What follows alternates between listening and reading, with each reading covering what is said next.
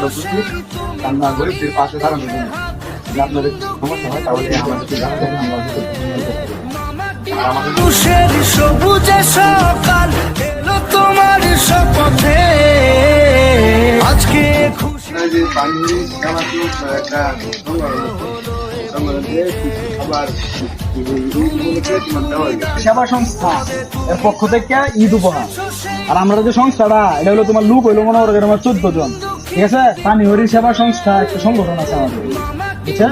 দিনে তোমারই আগমনে ধন্য হলো এ ভূমি পানি হরি সেবা সংস্থা তোমার একটা সংগঠন আছে আমাদের। তা বিপদে তুমি ত্রাতা